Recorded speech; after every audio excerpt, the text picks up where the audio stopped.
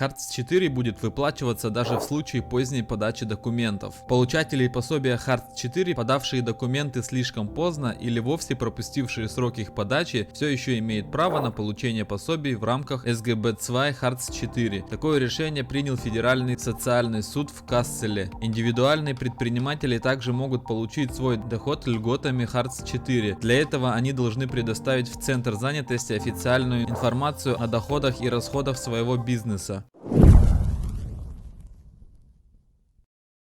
Всем привет! Вы находитесь на канале Переселенец, и сегодня я вам об этом расскажу. Если пострадавшие не могут уложиться в срок, установленный Центром занятости, и способны предоставить необходимые документы только в ходе судебного разбирательства, это не является основанием для полного прекращения выплаты социальных пособий и даже для требования возврата уже выплаченных денег. По Харц 4 говорится в постановлении Высшего социального суда. Временные пособия для самозанятых лиц. В случае самозанятых лиц, которые дополняют свой доход пособием Харц 4, им регулярно выдаются только временные пособия, поскольку доход от самозанятости обычно нерегулярен. По этой причине заявители должны предоставить в Центр занятости предварительную оценку своего ожидаемого дохода. В дальнейшем самозанятые обязаны подтверждать доходы и расходы от предпринимательской деятельности. Если полученный доход оказался все-таки больше, чем прогнозировалось, уже полученные пособия Харц 4 должны быть переведены обратно в Центр занятости. В рассматриваемом Федеральном социальном суде в Касселе обращение ответственный Центр занятости представил графическому дизайнеру-фрилансеру льготы в рамках СГБ-2 для повышения дохода, потребовав от него отчет о доходах и расходах. Власти установили крайний срок для подачи документов. Крайний срок не был соблюден. В рассматриваемом случае Центр занятости Гамбурга в предварительном порядке назначил самозанятому графическому дизайнеру пособие по безработице 2 в размере 700 евро в месяц за спорный период с апреля по конец июня 2017